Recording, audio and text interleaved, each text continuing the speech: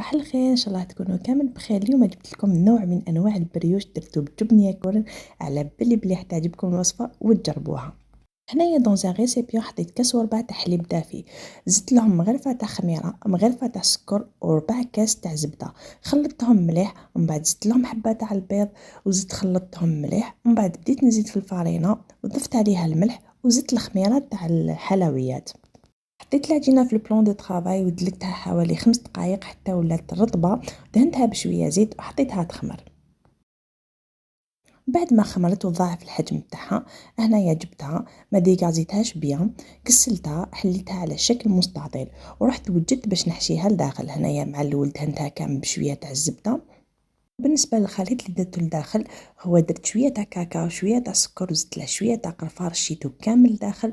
ومن بعد تكروليتها بهذا الشكل وقطعتها. بالنسبه للتقطيع قطعتها بالخيط. كنت دهنت البلاط تاعي بشويه تاع زبده وحطيتهم كامل، خليتهم بعد ما ضاعف الحجم تاعهم. رحت دهنتهم بصفار تاع بيضه ودرت لهم شويه تاع حليب، وشعلت الفرن تاعي على 180 درجه ورحت نحضر الصلصه. درت كاس تاع سكر كلاص، زدت له الجبن ياكورن حوالي 2 مغارف معمرين، خلطتهم مليح، زدت لهم شويه تاع الحليب. والصلصه تاعي راهي واجده. بعد ما طاب البريوش سقيتها عليه من الفوق، زينته بشويه تاع شوكولا.